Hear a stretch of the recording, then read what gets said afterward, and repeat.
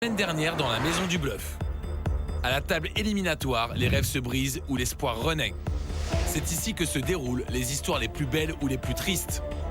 Julien renaît de ses cendres. Arrivé short stack, il repart chip leader et John a presque tout perdu. Les semaines se suivent et ne se ressemblent pas pour Gaël. Son moral est aussi fluctuant que les stacks des joueurs de la maison. Il y a des hauts, il y a des bas. C'est horrible, quoi. Franchement, c'est super dur.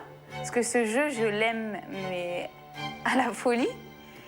Et là, j'arrive plus. Un regain de forme, une motivation générale impulsée par la présence exceptionnelle de Sébastien Chabal, venu pour faire partager son expérience. Je me suis vite rendu compte que plus qu'un jeu de cartes, c'était vraiment un sport. Jouer Allez, venez, plus on est fou, plus on rit. et défier les candidats. Ou quand les grands champions d'aujourd'hui rencontrent ceux de demain. La maison du bluff devient la maison de l'angoisse lorsque des bestioles envahissent la table de poker. C'est dégueulasse. Ouais, regarde-le. Un pro doit savoir maîtriser ses peurs et ne pas révéler ses faiblesses. Julien Kramer est de retour pour améliorer le jeu des candidats. Le jeu de la comédie Nuit et jour à tout venant, je chantais. et leur jeu de poker. Mais Rudy est en mission et il joue avec les nerfs du professeur. Ça suffit les boulettes maintenant. Les stratégies se précisent, les nominations en sont la preuve. Greg, Théo et John sont nominés par les joueurs de la maison. Qui les internautes vont-ils immuniser? Je veux voir si le public me soutient. Si le public a envie de me voir continuer l'aventure, je resterai. La Belgique est à l'honneur avec l'arrivée de Xavier, le qualifié internet de la semaine. Il défie le chip leader, le bat, et deal avec lui sa chambre privée. On peut pas lutter contre la Belgique, ils sont plus forts que nous. À la maison du bluff, tout se joue au poker, mais tout se négocie aussi. T'as négocié ta chambre? Ouais. À combien? 500. Après 7 semaines de compétition, l'ambiance est tendue et les esprits s'échauffent. Mohamed commet l'irréparable. Je vais tuer! Enlève pas! Il est exclu par Alexis Lebsker lors du conseil. Pour toi, l'aventure se termine maintenant. À la maison du bluff, on peut perdre des jetons, mais pas ses nerfs. Je regrette rien du tout. Pour moi, je partirai la tête haute. Les candidats sont encore sous le choc lorsque les nominés arrivent à la table éliminatoire. L'ambiance est électrique, d'autant plus qu'aucun d'entre eux ne sait combien de joueurs quitteront l'aventure à l'issue de cette partie, placée sous haute tension.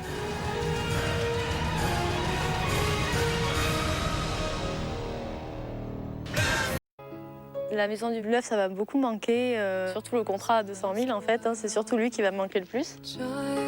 Stéphanie, Greg et Xavier s'en vont perdants, les beaux joueurs. Surtout ce que je me dis, c'est que ça n'arrive pas qu'aux autres en fait, ça peut nous arriver aussi. Je m'attendais pas vraiment, même si je regardais, même si je jouais les qualifications, je me voyais pas du tout atterrir ici et pourtant je l'ai fait et voilà. Et je ne regrette pas.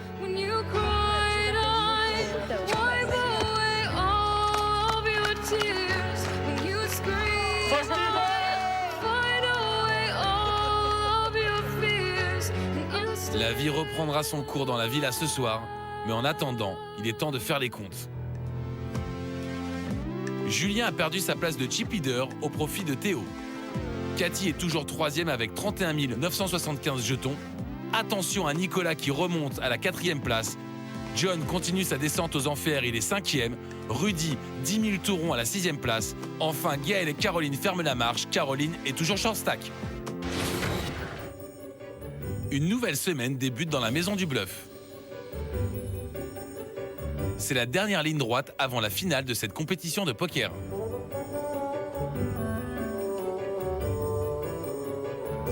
Alexis Lebsker vient présenter les nouveaux statuts depuis la dernière table éliminatoire. Vous allez me chercher les autres, s'il vous plaît.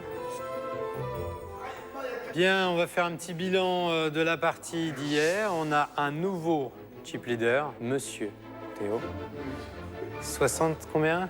64 150. Juste au-dessus de l'ancien chip leader, Julien. Julien, tu sais que tu vas devoir laisser ta place. Tout à fait.